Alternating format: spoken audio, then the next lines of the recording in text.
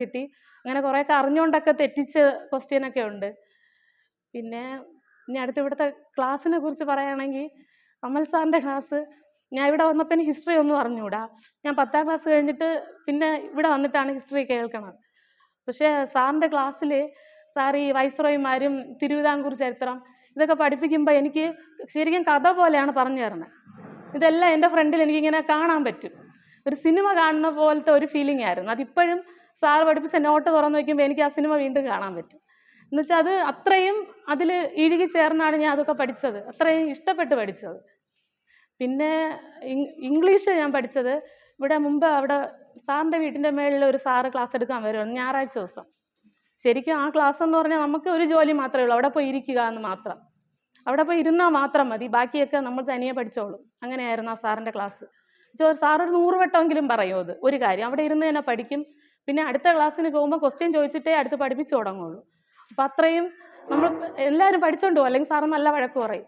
അങ്ങനെ ഇംഗ്ലീഷ്, അങ്ങനെയാണ് ഞാൻ ഇംഗ്ലീഷ് ഫുള്ള് പഠിച്ചത്. ആ സാറിൻ്റെ നോട്ട് മാത്രമേ ഞാൻ ഇംഗ്ലീഷ് പഠിച്ചിട്ടുള്ളൂ.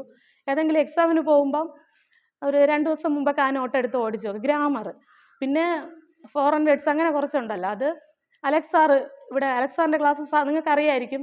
സാർ ആദ്യം ഒരു 5 ഫോറിൻ വേർഡ്സ് പറയും, സിനോണി, ആൻറ്റോണി, അങ്ങനെ 5 വീതം പറഞ്ഞ് പിന്നെ കുറച്ച് ഗ്രാമർ പഠിപ്പിക്കും. അങ്ങനെയാണ് സാറ് പഠിപ്പിക്കുന്നത്. അതും സാർ എല്ലാം പ്രീവിയസ് ആണ് പഠിപ്പിക്കുന്നത്. അപ്പോൾ നമ്മൾ പ്രത്യേകിച്ച് ഞാൻ അതിനെയൊക്കെ പ്രത്യേകിച്ച് നോട്ട് ചെയ്യുമായിരുന്നു. അങ്ങനെ ഫോറിൻ വേർഡ്സിനുമൊക്കെ അധികം മാർക്ക് പോവാതെ കിട്ടിയിട്ടുണ്ട്. പിന്നെ ഒരു ഫിസിക്സ് പഠിപ്പിക്കുന്ന സാറുണ്ട് ഇവിടെ. സാറിൻ്റെ പേരെനിക്കറിയില്ല, പൊക്കം കുറഞ്ഞൊരു സാറ്. സാർ ഇങ്ങനെ അവസാനം ഇങ്ങനെ നീട്ടി ഇങ്ങനെ പറയും. അത് നല്ല, എനിക്ക് ഭയങ്കര ഇഷ്ടമാണ് സാറിൻ്റെ ക്ലാസ്. ഞാൻ ആ നോട്ട് ഫിസിക്സും ഞാൻ റാങ്ക് ഫയലൊന്നും പഠിച്ചിട്ടില്ല.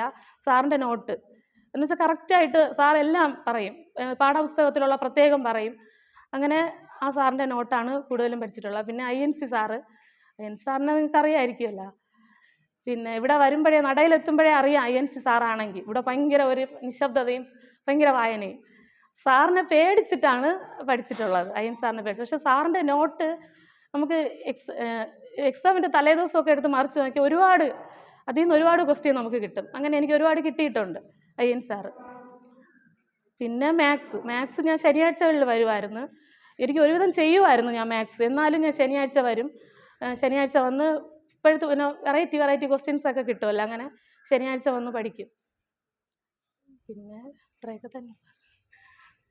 പിന്നെ എനിക്ക് പറയാനുള്ളത്, നിങ്ങളടുത്ത് ഈ ജോലി കിട്ടുക എന്ന് പറഞ്ഞൊരു ഭാഗ്യമൊന്നുമല്ല. ചിലരൊക്കെ പറയും, എൻ്റെ അടുത്ത് തന്നെ പറഞ്ഞിട്ടുണ്ട്, അതൊക്കെ ഒരു ഭാഗ്യമാണ്, ഭാഗ്യം ഉണ്ടെങ്കിലേ കിട്ടുള്ളൂ എന്ന്. പക്ഷേ എനിക്ക് അങ്ങനെയല്ല, എനിക്ക് ഫീൽ ചെയ്തിട്ടുള്ളത് അങ്ങനെയല്ല. നമ്മൾ